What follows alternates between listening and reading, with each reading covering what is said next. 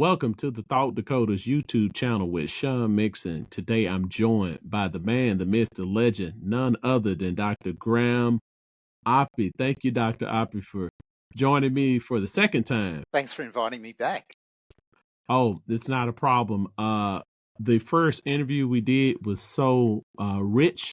I loved your background. I especially liked the part about your experiences in logic and taking so many different maths. And I thought it was just very interesting, and the transition from using logic to analyzing arguments using your logical acumen. So today I wanted to just take a focus on arguing. We're currently working on a book about how to argue, or that has some implications for logic, and it's probably more applied logic and informal logic. But I would love to pick your brain today and to see, how do we argue? What's the best way to do it, and what insights you've gathered from your experiences teaching philosophy and arguing. Okay, so I guess the question is where to start. So maybe I'll just talk a little bit about what I've been doing recently. So I'm working on a book, and the provisional title is Arguing, and so it's a book about arguing. One of the things that I'm interested in is the connection between arguing in the kind of everyday sense and arguments, the things that you learn about if you study a critical thinking course or an informal logic course or a logic course taught by philosophers and perhaps taught by other people as well, where an argument is a set of propositions, one of which is the conclusion and the rest of which are the premises. And there's kind of two different ways of thinking about premises. One way of thinking about it, when you've got an argument, it's like a derivation. You've got a series of steps that take you from some things to the conclusion, and everything gets called a premise. The other way of thinking about arguments, which is the way that I think about them, the premises are just, as it were, the things that are assumed in the argument, the things from which the conclusion can be derived. And there's lots of different ways maybe that you can get from the premises to the conclusion. So I'm kind of interested in those things, but I'm interested in arguing generally and what arguing can do. And there's a bunch of things, right? If you've taken a critical thinking course or an informal logic course or something like that, it may have been advertised to you as something that was going to give you kind of magical powers. You would be able to tell for any argument whether it was a good one or not, and it would improve your thinking in various kinds of ways. And I kind of want to pour cold water on those kinds of claims. And so maybe I'll stop there and you can decide where you want this to go. So you're a myth buster of sorts now, destroying the myth that studying logic just makes you like some of the reviewers of the logic text on Amazon. If when you read a review for the logic text and it's like, oh, this book has just made me such a great thinker, and it's very applicable. And so you're kind of dispelling the romanticization of logic and critical thinking. But I did have a follow-up question, and I wanted to know what you think about that. But just going back to the first thing you said, the assumptions versus premises, right? Could you talk a little bit more about that? So what would a premise be? How would that be different from an assumption? So suppose that I give you a proof of something in mathematics, and what I'm trying to show is that something follows from something else, because lots of mathematical proofs are like that. From, if you assume these three things, this thing follows. Now, in maths, you'll give a derivation. You'll break it down into a series of steps. So we've assumed this thing from that follows, but we also assume this other thing, you add that in, this follows, and so on. And so your proof, if you write it out step by step, will have a long list of propositions, and there'll be justifications, right? There'll be a few at the top, which will be just annotated assumption. And then there'll be a whole lot of others, and it will say how you get them. Modus ponens from the first two, or we assume some particular mathematical theorem and you combining that with, and then eventually you derive the thing at the bottom. Right. Now, by the word premise, you might mean just those three assumptions at the top, or you might mean every line in the proof. Those are just two clearly different things. Right. And an argument means two different things, really. One is a derivation, and the other thing is just a set of premises and a conclusion. In the former sense, a set of the things that are being assumed from which you can derive the conclusion. And people actually don't distinguish these two things, and some people mean one thing and some people mean the other, and that can lead to confusion. Right. So I've always, it took me a long time to realize this. I always use the word premise just to mean an assumption. Right.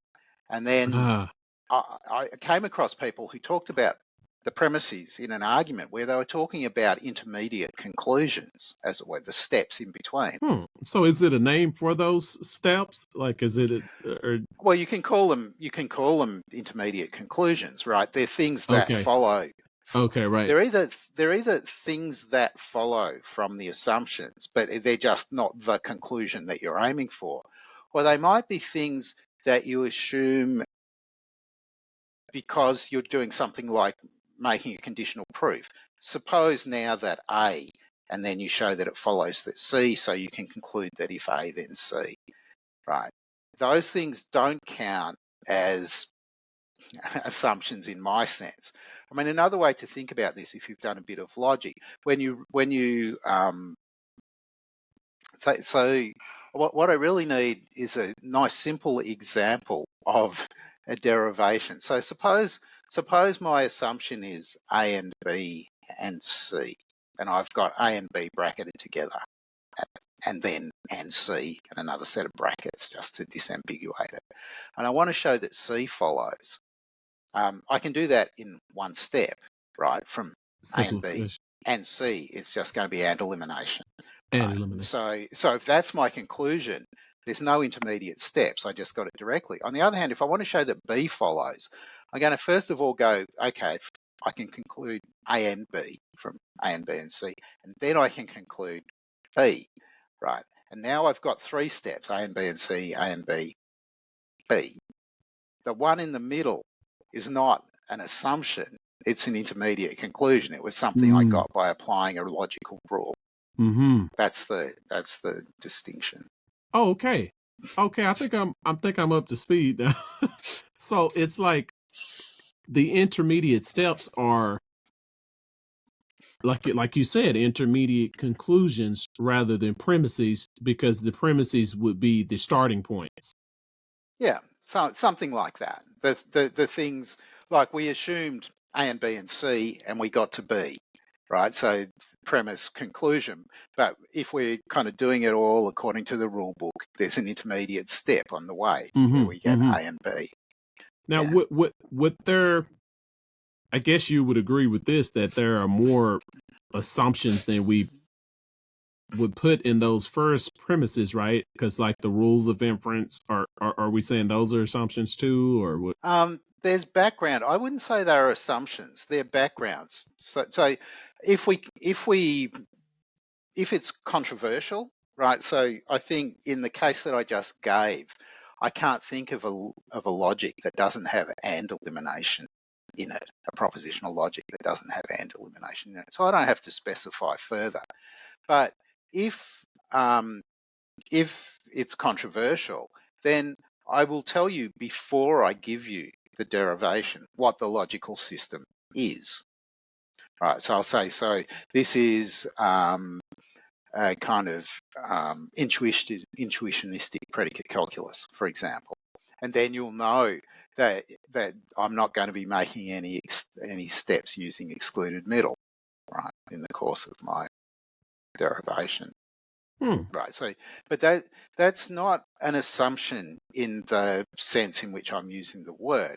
That's something else. Those are the rules of So they're transformation and inference. things that lie in the background. They're not assumptions of the say if it's a derivation, they're not assumptions in the derivation. They're assumptions about the whole practice of giving the derivation of what are admissible rules, for example. Okay. Okay, yeah, so that's clear. So you want to get clear about first the difference between premises as the starting points and premises as intermediate conclusions, and just make a distinction between those things. Just so that we can then go on and talk about arguments just as sets of premises and a conclusion, and not abstract away from the business of giving a derivation and what matters for an argument to be. Now let's focus on logical arguments, right? What matters is that the conclusion is a logical consequence of the premises. It doesn't. We don't need to worry about identifying a particular derivation. There might be many ways of getting from the premises to the conclusion, but in general, what we're interested in is just whether the conclusion is a logical consequence of the premises. I mean, of course, in logic class, you learn how to prove these things. You learn how to derive things from the point of view of argumentation theory. The kind of important thing is that we have a way of discussing. So in the case of logical consequence, we'll call it validity. If you think that there's non-logical consequence, we'll call it support. Okay. So we wouldn't use the derivation techniques until validity was challenged, or what do you think? What do you think about that? So often it'll be quite straightforward. Like you can see that the conclusion's a logical consequence of the premises, and there's no reason to go to all the effort of making a derivation. But as you know, if you've done some mathematics, sometimes it's not at all obvious how to get from a bunch of assumptions to a conclusion, and you need the derivation. And in fact, I mean, this is a point that might be kind of useful. If you go to a maths journal and you take out a paper that is a derivation and you look at it, and you're not a mathematician, what's in the maths journal will be absolutely no help for you in trying to determine whether the conclusion really follows from the premises or not, because things in maths journals are not written out in predicate calculus or anything like that. And some of the steps that mathematicians will just think, well, it's obvious this follows from that. If you're not a mathematician, you can't see it, right? And so this is getting close to one of the points I said at the beginning about the way in which learning a bit of critical thinking or informal logic doesn't give you superpowers, right? Because it's not just mathematics. Pick any discipline, really, and go to the academic journals and pick out something that's been published recently that has an argument in it. And then ask yourself, can I tell whether this is a good argument or not? And if it's a physics journal or a chemistry journal or a biology journal or a history journal or whatever, unless you've got expertise in that discipline, you'll have no idea, right? And so that's why I want to say it's obviously not the case that having even a lot of courses in logic or a lot of courses in informal logic or a lot of courses in critical thinking is not going to give you any superpowers. It won't enable you to tell even what follows from what. in particular disciplines. Okay. Okay. And so where do you go from there? What's your next? Okay, so there's a bunch of things now. So what's one thing that one kind of question to ask is, so is there reason to teach a bit of logic or a bit of informal logic or something like that to everybody? The answer to that question is, I think, not easy to arrive at. So let me not try and address it directly just yet. But you might think, what sorts of things is it most useful to tell people if we're going to have some kind of generic thinking course? What's the most important things that people need to learn?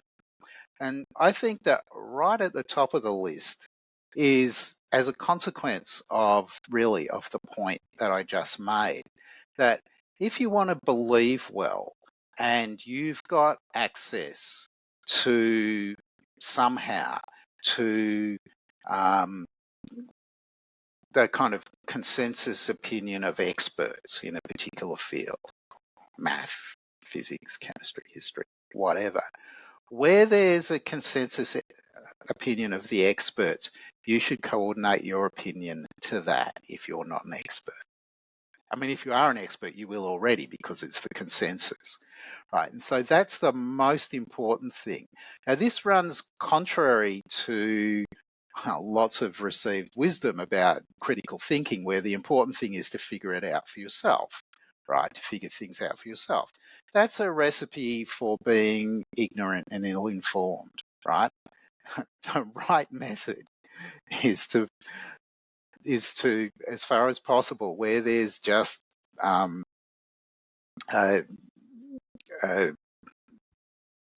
expert consensus, is to confirm your opinion to that. Anything else, you're just going to end up believing badly.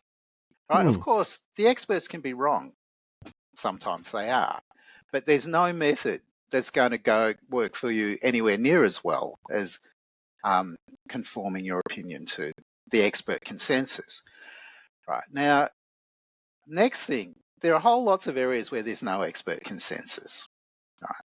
In particular, this is true in philosophy, it's true in religion, it's true in politics.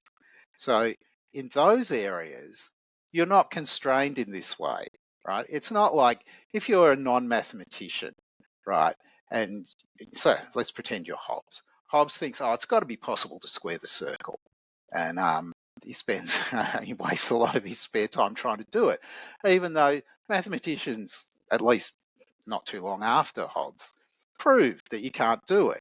Given that they've proved that you can't do it, don't waste your time trying to. You're just wasting your time. There's nothing like that kind of obviously follows in the case of religion or philosophy or politics, right? The experts don't agree about anything in those areas. If we think indeed that there are experts in those areas, that's kind of controversial, but there can certainly be people who are kind of clever and have spent lots of time thinking about it, and maybe they have PhDs in those areas. Maybe we'll call them experts, but they don't agree with one another. You go and you ask, we'll collect together a few expert practitioner in Buddhism, and one from some branch of Buddhism, and one from some branch of Hinduism, one from some branch of Shinto, and so on. And we put them together and we ask them, okay, so what's the truth about divinity? Right? They're not going to say, oh yeah, we can answer that. Here's exactly what the truth. Religion doesn't work like that. Right? So there, it seems that you're under no obligation to conform your opinion to what anybody says. And there, the advice, you just have to work it out for yourself, is correct advice. Right? So that's another kind of upshot of this sort of thinking seriously about critical thinking and informal logic. Okay, so when I think about conforming one's opinion to consensus within fields where there is a consensus, An expert consensus, right? I mean, it expert. matters that they're experts. So you can find them by, in most cases, going to the scientific academies, right?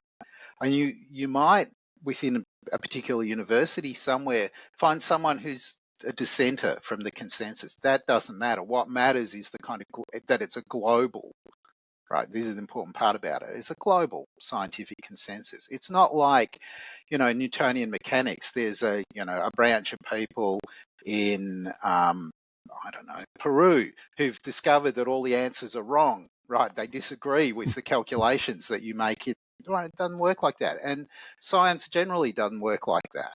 Of course, sometimes a bit of received science turns out to be mistaken. But mostly the way that science works is there's a kind of aggregation of stuff that we just know. And Right. then, of course, there's a whole lot of stuff that we don't and we're working on. And scientists disagree about that. So it's not enough that there's that locally there's a bunch of scientists who are all saying the same thing. What matters here is what the global consensus is, so that the opinions are kind of independent of cultural context. Okay. Right. And so how would you come to know what the consensus of the experts was? Is so Uh, the kind of the best method will be to, I suppose, is to look to the textbooks that are used in the kind of leading universities. That's a way of determining, right? So I mean, for maths, this is really pretty easy, right? Because you can go and you can. I mean, for example, suppose you're studying algebra. There's a bunch of standard texts, and they all say the same things, and they all have the same proofs in them. Right? It's easy.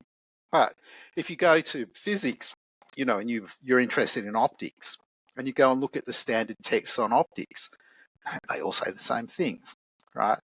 And if you're interested in, let's say, botany, right? And you go and you look at the texts that are being used at universities for, say, the first year texts in botany. That just gives you a whole lot of stuff. It doesn't vary. It's not like the plants are just, the properties of the plants are described differently in one text as opposed to another, right? There's a massive resource, right? That's very easy to access, right? Or should be. It may not be, right? Because you may not have access to a library that stacks that carries the texts, right? And it may also be that there's plenty of sources that you do have access to that get this stuff wrong, right? So I'm not saying that it's necessarily straightforward and that it's kind of necessarily the case that if you kind of make mistakes about what the expert opinion is, that it's kind of your fault. It may not be, right? But for many people, this is not hard.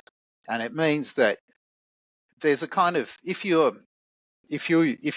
want to take up a position that's rejecting the stuff that's, rejecting received mathematics or physics or chemistry or biology or whatever, you have an obligation, right? No one has an obligation to talk to you about that. You have an obligation to go away and study the textbooks and actually learn what the received views are, why they're held, and so on. okay.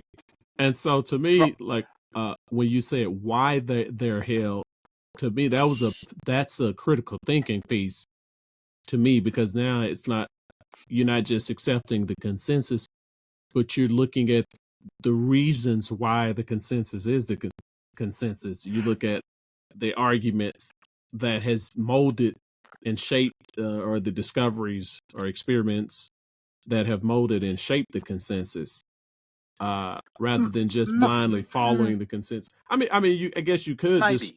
blindly So, follow. so for lots of things, it's not going to be blind, right? Because it's the right thing to do. But for lots of things, if you really want to understand certain things from science, there's an awful lot of background that you're going to need to master in order to um, I mean, as kind of to know it really thoroughly, right? And nobody has the time to do this for, because so this is perhaps I should have made this point earlier as well. Imagine going into one of the big libraries in the world. I don't know, say the Bodleian Library at Oxford, in the non-fiction section, and just standing there and looking around you. There are millions of books in there, full of correct information, right? Can you master that information? Answer, no, right? Whatever you learn will be kind of a drop in the ocean, right? You're adrift in a sea of ignorance and it's irremediable. So it's sometimes said that the last person who knew everything was, I think his first name was Thomas Young. He was the head of the Royal Society in London in the very early 19th century. And what that meant was, at that point, science was in such a state that it was kind of possible to know what was happening, really to understand what was happening at the forefront of all of the sciences. That hasn't been true since then. It's been impossible to be anything other than, if you're a scientist, to be a specialist. So there are some bits of science that you know and lots of bits that you don't. Yeah. So it would be a process of you learning the background, and it's a lot of information to learn. And while you are, I guess this advice would be directed to a aspiring scholar or someone like that. Is that who you're thinking? So I'm just thinking about the general public, right? I'm thinking about the advice. Work it out for yourself, right? That's terrible advice. Nobody can do that, right? You're going to have to just accept lots of stuff for the reason that it's the expert consensus. Otherwise, you're just cutting yourself off from most of the knowledge that there is, because you can't build everything up sort of from the foundation step by step. I mean, of course, if you're going to be an expert about something, you have to go through that process with respect to that stuff, but it doesn't make you an expert about anything else. Right. Okay, so you're saying while you're in the learning process, the best place to start is to find out what the consensus view is, study that view, and that's better than you just starting from scratch by yourself. Why reinvent the wheel? So no, that's not exactly what I'm suggesting. What I'm suggesting is that in sort of critical thinking courses, the best bit of advice that you can give to people is to tell them the things that we've just been talking about. The reason why you really should try to coordinate your opinion to the kind of expert scientific consensus. Of course, if you're really interested in a particular topic, you'll study it seriously, and it won't start by telling you what the consensus is about difficult things, right? There are methods for teaching, pedagogy, and methods for learning that are quite different depending upon whether you're learning maths or physics or chemistry or whatever, right? And it's a mistake to think that kind of informal logic or critical thinking is giving you a kind of universal pedagogy. That's just another aspect of the same mistake, right? If you want to become an expert in mathematics, you have to become a mathematician. You have to do mathematics. If you want to become an expert in nuclear physics, you're going to have to become a nuclear physicist. And that means there's a whole lot of training that you need to go through to learn how to, right? And so on for all of the disciplines, right? There's no possibility of being just a kind of universally educated person. That's not a possibility. Okay.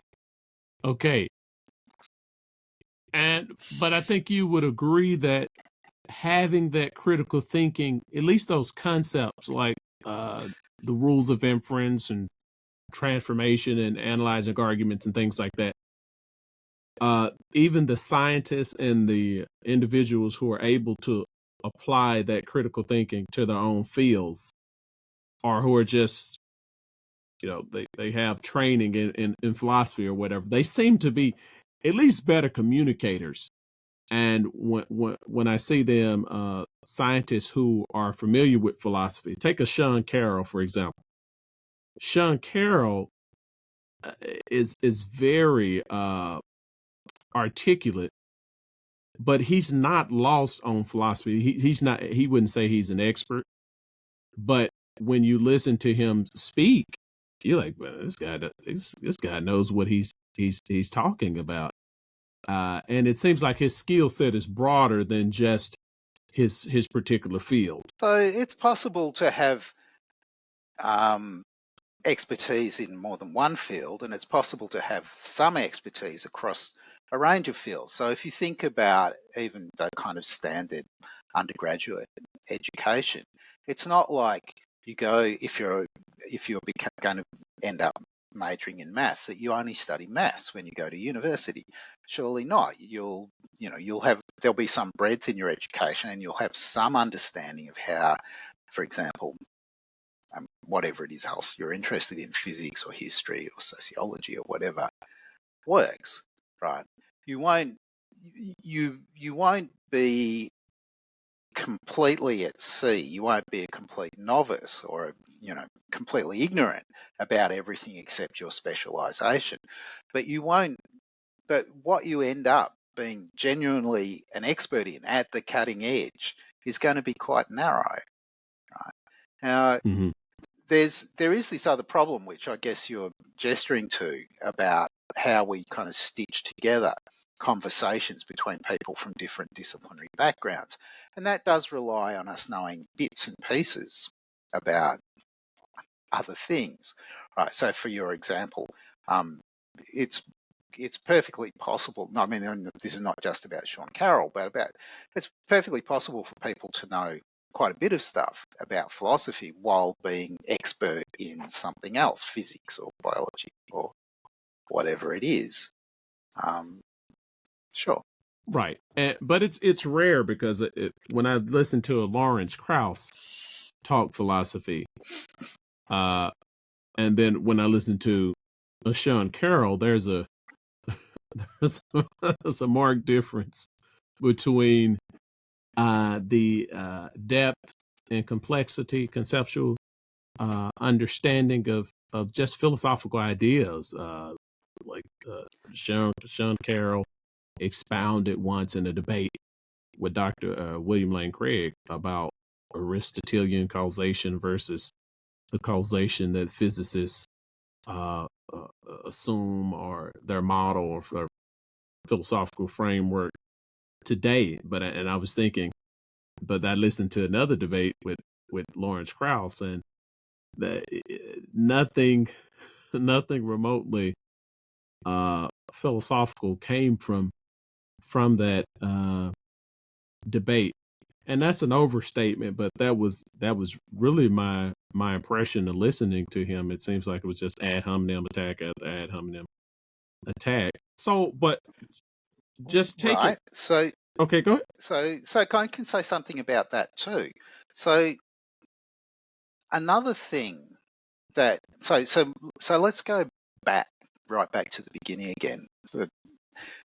Something else that I think is really important to communicate to people when you're teaching them about arguing is that there's a distinction between cooperative arguing and arguing that's not cooperative. Right? And you shouldn't think that before you've thought about this, that you want to say the same things about these two classes of arguing. Right? So the way that I think about cooperative arguing, when people are engaged in cooperative arguing, let me give you an example. Let me give you an example of cooperative arguing, the way that I'm thinking about it. So suppose that we are planning to meet some people for lunch in the city, and we really want to make this lunch. And we're at home, and we know that there's a train at 11 o'clock that we need to catch. If we miss that train, we'll be late for the start of the lunch. We don't. And it's still some time before we need to leave for the station. It's going to take us, we need to leave. We both know that we need to leave at about 1:45. At a certain point, you say, it's time to go. And I say, no, it isn't. And you say, yes, it is. It's let's say 17 minutes to. We need to go now. And I say, no, it's 1:30. We don't need to go yet. Okay, this is a bit puzzling. So you, I mean, this is a kind of old-fashioned example. I'm sorry, but so you say, look at my watch, right? It says 17 minutes to. We got to go. And I say, no, look at my watch. It says it's 10:30. Right. So now we're arguing, we're disagreeing about what the time is, right? And we face a practical problem. Now I'll kind of mix things up, right? We pull out our phones. Your phone says 17 minutes to go. My phone says 17 minutes to go. Okay, we've solved the problem. My watch has stopped, right? Our argument gets terminated because we found a way to terminate it. Off we go to the station, we catch the train, we make our lunch, right? Now, that's a case of cooperative arguing. We were disagreeing. We were arguing about what the time was. But there are certain features of that example. We really cared about the outcome, and there was a way that we could settle the thing that was at issue, right? But it wasn't a case where there were kind of irrelevant considerations. I wasn't like, I really wanted just to insist that I won the argument, and so I just refused to accept what the evidence was on our phones and insisted that, right? Then I'd have ceased to be a cooperative arguer. I'd be arguing just for ego because I wanted to win. Now, you can have cooperative arguing, I think, in philosophy, but you can certainly have uncooperative arguing where there's any number of considerations that have nothing to do with trying to see whether we can reach agreement on certain claims or not, sort of drawing broadly evidential considerations. That seems to speak to the character of the individuals who are in the argument. Like you say, a person who's just trying to win an argument rather than a person who is cooperative. Those seem to be ethical properties. Right. So one of the questions, so maybe that's right, but one of the kind of interesting questions now is what happens, right, when you're being drawn into an argument with, into arguing with somebody, but you realise that they've got no interest in this argument being cooperative. What are your obligations? What should you do? Right. Maybe sometimes the right thing to do is just to say, sorry, not interested in arguing with you. Mm-hmm. And that doesn't mean the other person wins. It just means that they're not actually interested in the kind of arguing that's worth entering into. Mm-hmm. Yeah. Yeah, I think that's right. I found myself doing that in my own life when I was a kid. I remember attempting to explain the truth as I saw it to people, right? I thought if they only knew this, then they wouldn't think that. they wouldn't have the thoughts. So I would go up to them. Well, you said this. Well, that's not really true because look at this right here. And I just kind of assumed everyone was just sincere and they're honestly searching for the truth. And but as I got older, I realized that a lot of people were willfully ignorant. They believed what they wanted to believe, and they didn't want to hear anything if it was contrary to what they already believed. And so I just stopped until people asked me questions, or if I'm teaching or something like that, and or just thinking for myself, thinking through arguments. But I think once I saw that, it's like I was like, I guess I just won't engage people in argumentation unless I see a person who's trying to engage me. Then I feel them out.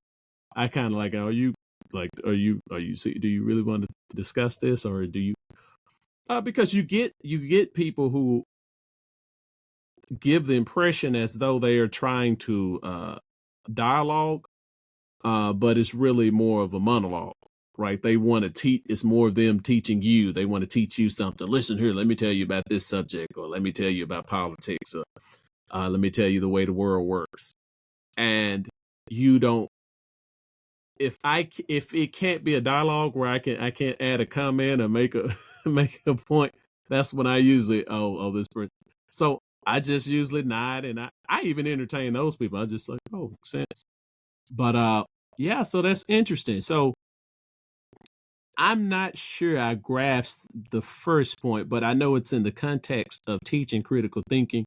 You don't want to oversell the value of a critical thinking class, where a student or someone in the popular culture may think that they would need to do the groundwork of learning the consensus views within other fields if they were going into those fields.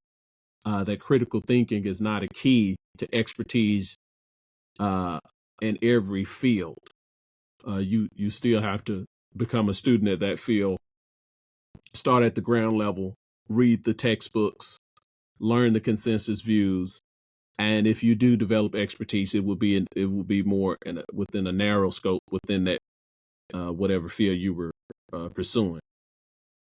So I guess that's partly right. I think that you kind of, I mean, if your model's mathematics, right, and you're thinking about logical consequence, that what happens, I mean, the reason why it's hard to read the maths journals is because over time you build up, if you're a mathematician, knowledge about certain things following from certain other things, where originally you saw it spelled out in 50 steps, but now you can just see it in one step.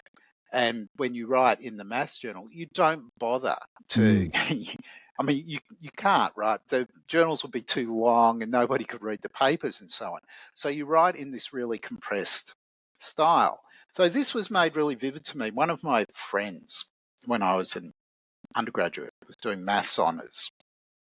And so that's the kind of like senior year, so the fourth year of a bachelor's degree. And we used to have and we still do in Australia, there's an honours project where you write a small thesis, like a senior thesis. And for his senior thesis, what he did was he took a paper that had been published in a maths journal, and he just, right, it was a 4-page paper, and he filled it out. He made all the steps explicit, and he ended up with a 60-page thesis, right? And that was deemed to be acceptable, right? That was, he's actually now an academic, right? So this was right, but that was what he did as a fourth year maths student, just making the reasoning fully explicit, right? Now that's a kind of like a factor of 15, and I suspect that if I was to go and have a look at his thesis, it still wouldn't seem fully explicit to me, because it probably still relied on a certain amount of mathematical knowledge, right? So, but that's right. That's the maths case. There's reasons why the maths case is really hard. Why merely knowing the predicate calculus isn't going to make you competent to read a mathematical proof in the journals.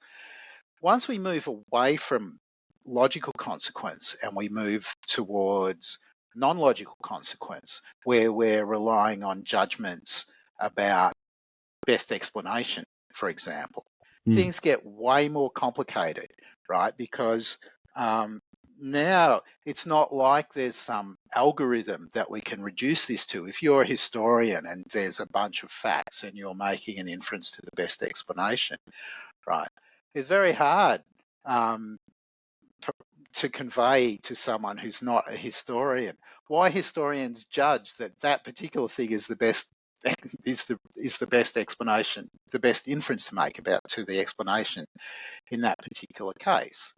Right. So in the maths case, in the background is the possibility of really making this fully explicit, because we can kind of reduce it to predicate calculus, set theory, or something like that. But when we move to other disciplines, even if we just move, and we have to move beyond the ones where the most important stuff is mathematical proof. So there are other formal disciplines apart from mathematics, like game theory, for example, and there are aspects of some disciplines that are just applied math, like a lot of physics is just applied math. Move outside of that, though, and now it's much harder, right? Even in principle, to think that just teaching you or giving you a little bit of information about principles of inference to the best explanation is not going to turn you into a historian. It's not even going to enable you to appreciate the judgments that historians make, it seems to me. Okay. So we've discussed what it's not good for. Have you discussed what its benefits, like Good. what you think it's actually? So what I was suggesting was, I'm suggesting some kind of revisions to what you do. The kinds of things that should be there. If you're going to do one critical thinking course at university, what should be in it? Well, the things that you should learn are the importance of experts, right? I've talked about that. You should learn about the kind of variability in the assessment of arguments in different disciplines. You should understand that in order to understand how to assess historical arguments, or archaeological arguments, or sociological arguments, or physical arguments, you need a lot of prepping. You need to learn how to do physics, or you learn how to do sociology, or you learn how to do history.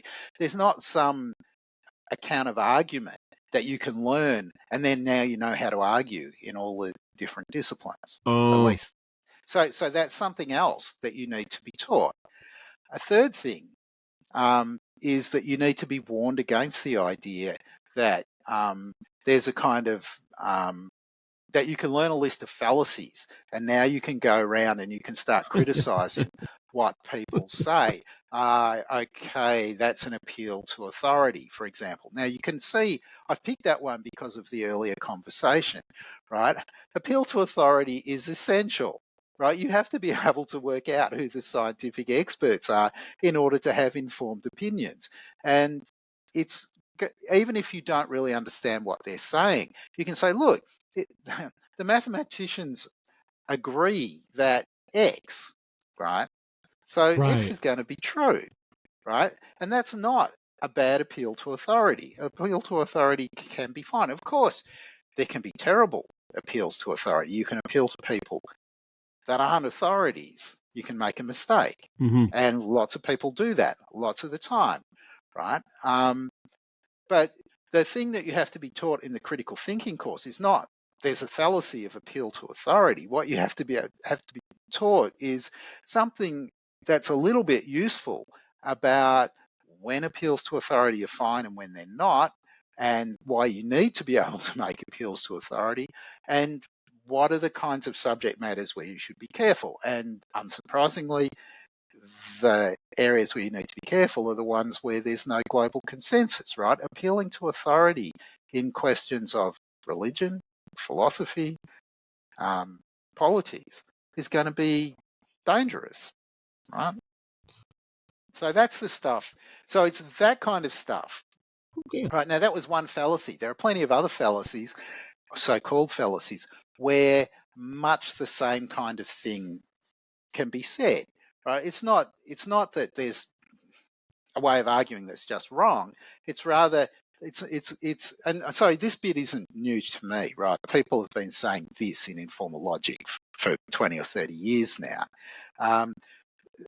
There's a bunch of sort of subsidiary questions that you have to ask in order to determine whether a particular appeal to authority is a good one or not, or picking some other fallacy, whether some so-called fallacy, whether it's really a mistake to be arguing that way in this case or not, right? And so that would be really useful, and it would be really useful for people who are sort of outside academia to hear this, because there are lots of people who've kind of got the idea that once you know what a fallacy is, you don't have to hear anything that anybody's saying if they're appealing to an argument that seems to fit that scheme, right? It's disastrous to suppose that you can never properly appeal to authority.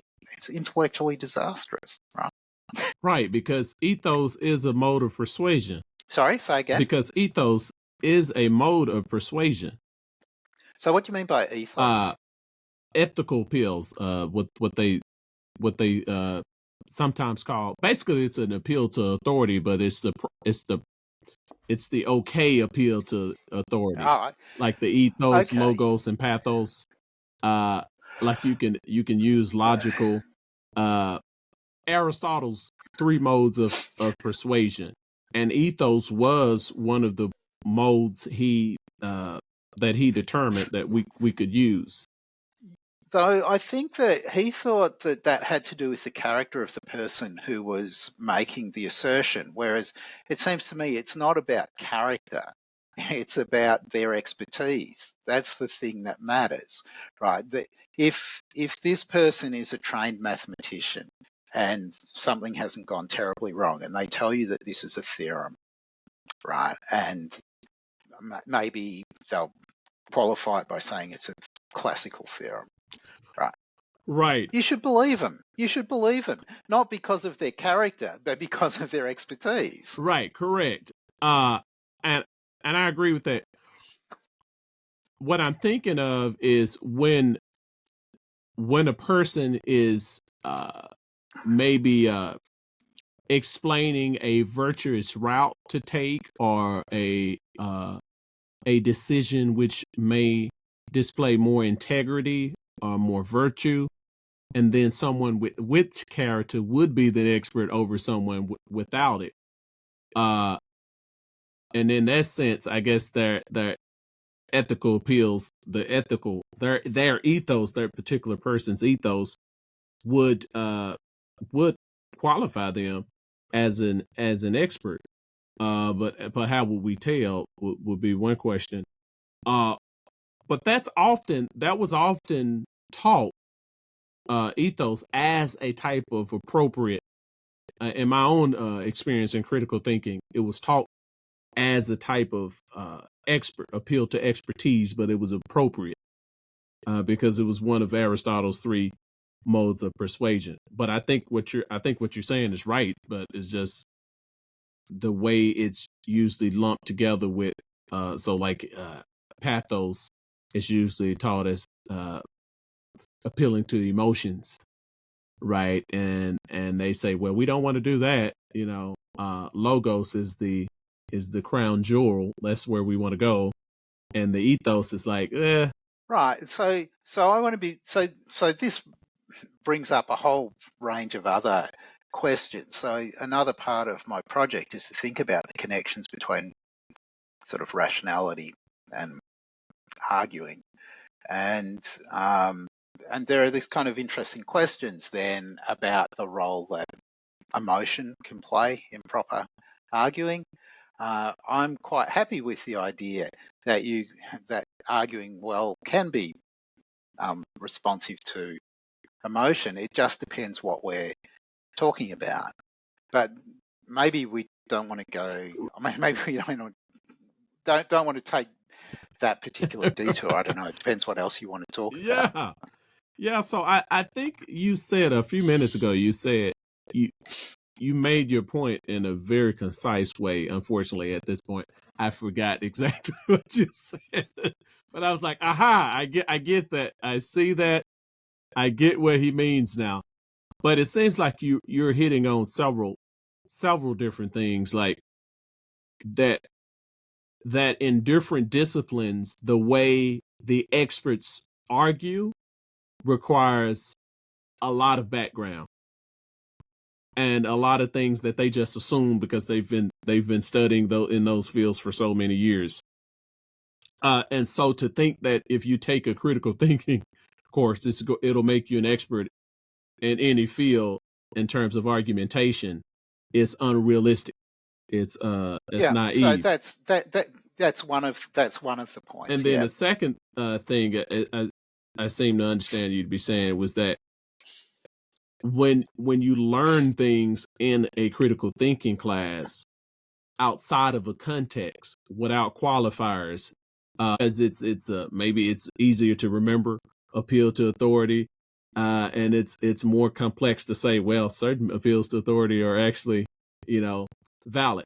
But then you also have that the fallacy of the bandwagon fallacy, right? So this is one that appears in textbooks, and I think that one will be like you would really have to work out that tension between the bandwagon fallacy and the consensus view of the experts. But to me, it's common sense that if they're experts and they have a consensus on this view, then hey, who am I? Who am I? So it does depend. I mean, it matters that there's a well-established consensus, because it can be. So this was a point I made way back at the beginning, that sort of in your area there's a kind of premature consensus between the scientists. It's not actually well established. It's just,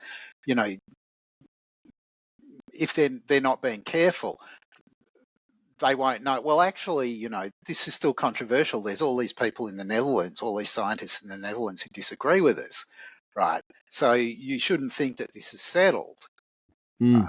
right? So there are lots of kind of interesting cases. So take a particular example. Consider continental drift. When Wegener put forward the hypothesis in the early 1910s, it was speculative, right? He was sure he was right, but other people didn't agree. By the 1950s, right, there were still some people alive who didn't believe in continental drift, but they were old, right? There were no young scientists who believed it. At that point, it wasn't quite a universal consensus, but it's pretty well established. Move forwards to 2020, and there aren't dissenting scientists. There's no scientist, serious geological scientist, who doesn't accept the continental drift, right? So plate tectonics and all that stuff, right? So it might not be easy to, I mean, at a given point in time, it may be quite hard for a non-expert to determine whether whether we've kind of reached a settled consensus or not. But there certainly, for many things, and I think plate tectonics is a great example, there's no doubt that we've reached that point. We're well beyond that point now. And would what establishes the consensus be multiple confirmations? Like, So what establishes it will depend, right? How, you can go and read textbook accounts if that's what you want, right? What's going to be taught to say first year undergraduates, and then what's going to be taught to third year undergraduates and postgraduate students. There's a series of more complicated textbooks, and then you'll know, right? If you go through that process, then you'll know what the evidence is, what the reasons are. In that particular case, there's a lot of details about basically it's the genes of the plants and animals in the parts of the planet that a long time ago were together and then separated, and the distribution of genetic materials matches what continental drift tells you about what the formation of the continents was many hundreds of millions of years ago and what it is now.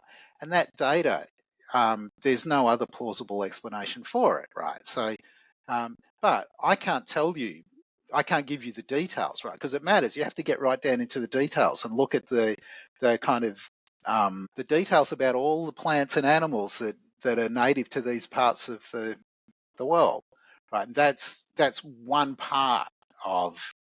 I mean, it's a complicated theory. There's lots of other relevant things. I'm not a geologist, right?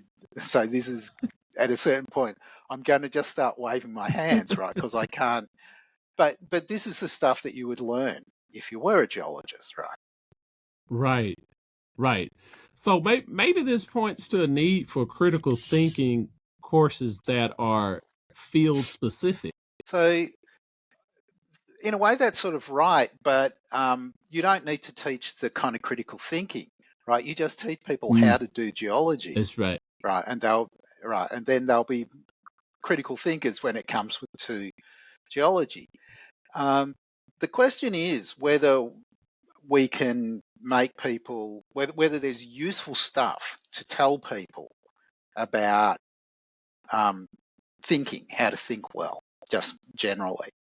And it feels like there's some, right? Because I've already told you my biggest principle, right, about listen to the experts. But there's a bunch of other things that you can tell people, right, that will be useful to them. But learning lists of fallacies or learning how to do truth tables is not it. That in my opinion. Right. Well, though one thing that's really interesting. So if you teach critical thinking courses that do argument mapping, which is kind of pretty standard, there seem to be gains for students generally that last at least 6 months or a year. That is, their academic performance in other subjects seems to improve if you teach them argument. Right now, the kind of $1 million question is, why is that? I mean, we don't really know how long the effect lasts. We know that it lasts at least 6 months, maybe a year. Why does that happen? Right? Because you might think that what I've been telling you must be wrong, right? Because look, you can do a course in critical thinking and suddenly you get better in all these other disciplines. Maybe that's right. I suspect that what's going on is an instance of a different phenomenon, which is that there's a certain level of abstraction that's required in order to understand argument mapping. And there will be various other ways of getting the same gains, so long as you are getting students to do some kind of similar kind of, engage in some similar kind of abstract thinking. I have a little bit of evidence for this, which is not, I'm not sure how compelling this is, right? I mean, you probably know about this anyway. So back in the 80s, the Wall Street Journal did this very large survey of outcomes for undergraduate majors. So they tracked, it was a huge amount of people, like 1 million people, and who had declared majors. There's like 60 majors: engineering, philosophy, economics, I mean, particular kinds of engineering, marketing, music, and so on. And then they looked at their salaries when they got an entry-level job, and then 10 years out, right? Now, the starting salary for philosophy is not particularly high for people with a major in philosophy compared to some other things. But if you look at the salaries 10 years out and you look at what the top things are, do you want to guess what the top earners for majors turned out to be? Engineers, architects. Keep guessing. I'm at a loss now. Doctors, Okay. lawyers. Yeah. Okay. No. So the top things were maths, physics, and just below them philosophy. Right. Now this is What? bizarre. Right. This is bizarre. Right. But you might think that there's that somewhat curiously, the kind of skills that you learn if you're studying maths or physics or philosophy actually turn out to be kind of practical skills. They turn out to be useful in careers if you use income as a way of judging success. Right now, there's some big assumptions in this argument, but thinking about that data suggests that there might be something in, doing argument mapping that isn't particularly the kind of the ability to listen to somebody's argument and do an argument map for it. That's the kind of important consequence. Right. Right.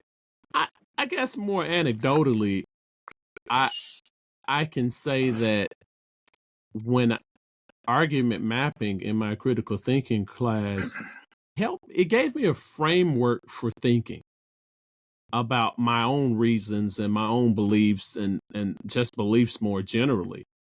So, and with this framework, I can listen to other people speak and I can begin to, now I can construct, it made me a better listener.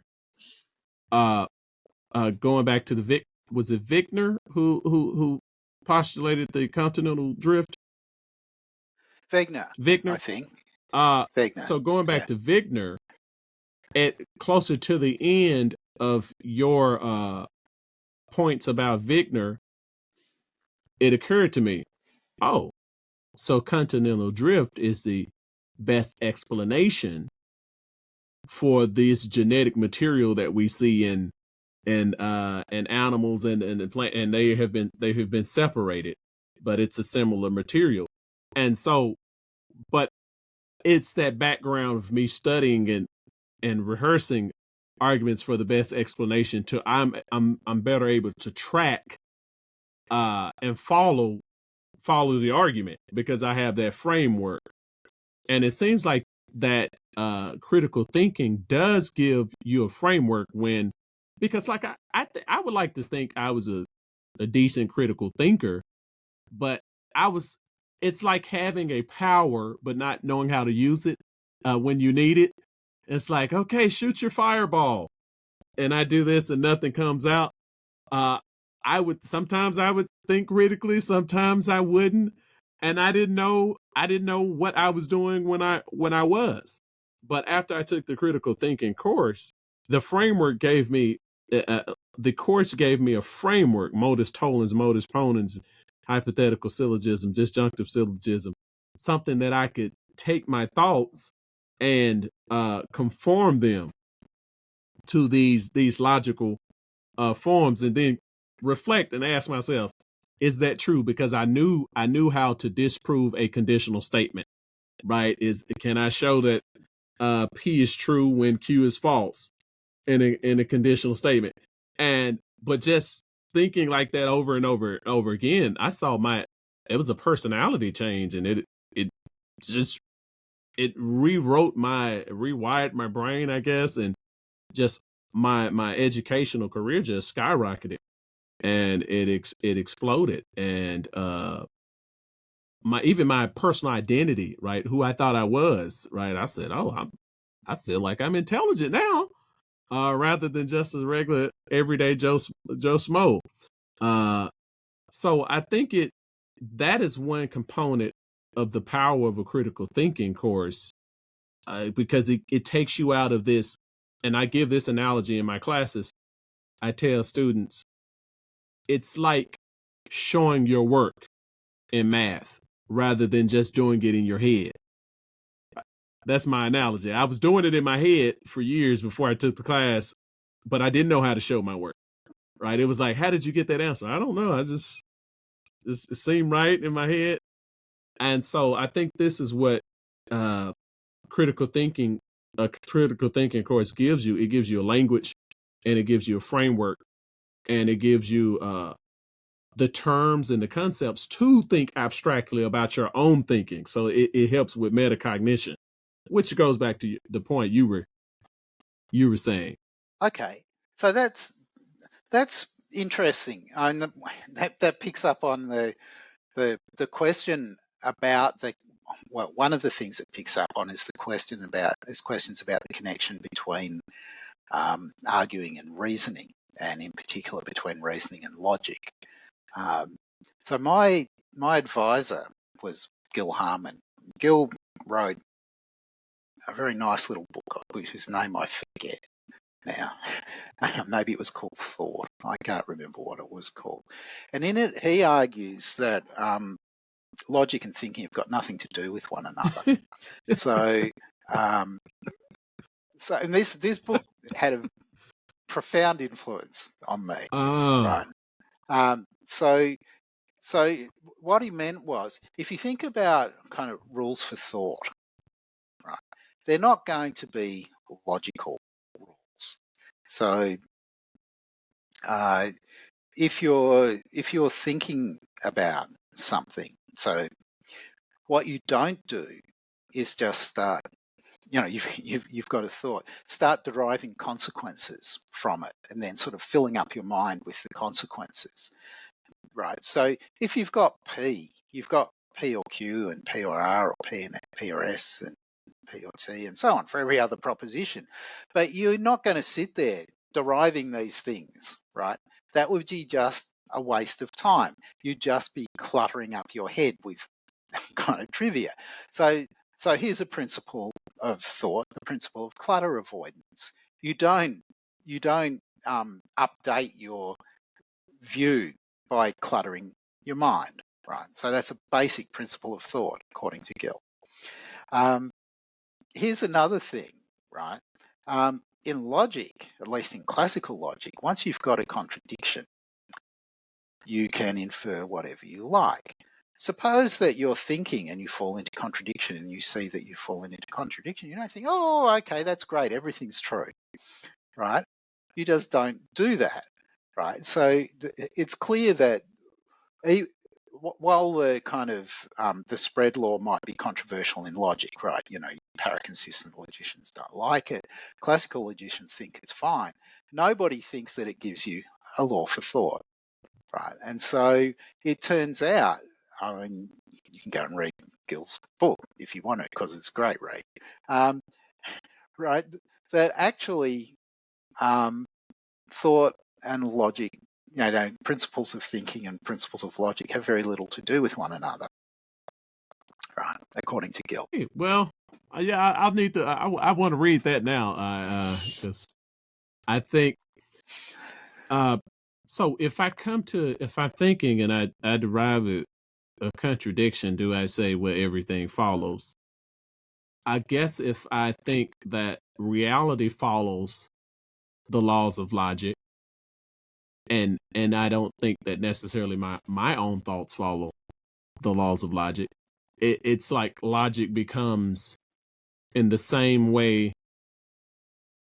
me saying what my senses are to me, the question of whether I left my phone on my desk or did I leave it in my car. I go and I look on my desk, I don't see it there. My senses become a way of evaluating my own thoughts. When I thought I left it on my desk but I don't see it, then I say, oh, it must be somewhere else. Then I go and I see it in my car. Reality is the way I can measure my thoughts to and test my thoughts for truth. And I guess I see I see reality and the laws of logic as the structure of reality, and I'm not sure about the other different logics, but I would like to hold on to the law of non-contradiction. Okay, so in a way, I'm sympathetic to that last thought. So I think if you find yourself, it's pointed out to you, because presumably if you'd noticed, you would have done something about it already. It's pointed out to you that a contradiction follows from a bunch of things that you believe. Then you don't just go, oh, that's fine, everything's true. What you think is, okay, so there's something wrong here. I'm going to have to give something up. I'm going to have to change my view, because right, it can't be that all of these claims are true, right, given that they contradict one another. And so I think that in this way, logic actually provides an important constraint on thought. If you discover, I mean, maybe you can, but it's much more likely that you'll find out because someone else says, you believe these things, and then they give you a little derivation. Right? That sets you with some work to do, an intellectual task. that you should carry out, right? Having contradictory beliefs, perhaps, right? Because it depends what the domain is. If we're talking in a practical domain, it's a big problem if you've got contradictory beliefs, because now you can't act with practical reason. If you've got contradictory beliefs, but they're about theology, it's not so clear what the practical upshot is, because those beliefs have no practical upshot anyway, arguably, right? And so maybe you can live with it, but you shouldn't, right? In my view, consistency is important. Yeah. So I guess I use the laws of logic, and I use logic as the same way I use a ruler. It's a tool for measurement. And I can measure I can measure how well my thoughts will fit with reality. And I know for a fact that if my thoughts are contradictory, then there's a mismatch with reality. And so, yeah. Right. So, of course, there are people, dialetheyists, who disagree with you, who think that there are certain things, there are certain parts of reality where contradiction is fine. I mean, one question that you face is what to say about a range of paradoxes, like the liar paradox and so on, Russell's paradox. Dialetheists have a kind of easy answer to that. The rest of us have a harder time. So there could be some advantage in supposing that, sometimes there are claims that are just true and false. Right. That's not the way that I'm inclined to roll, but some people do. Yeah.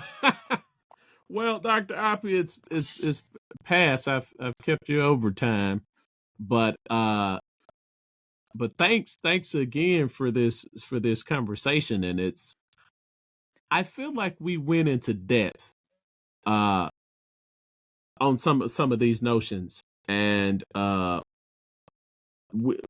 we didn't cover all of them, and I guess it's a book. You are writing a book, so we wouldn't have time to.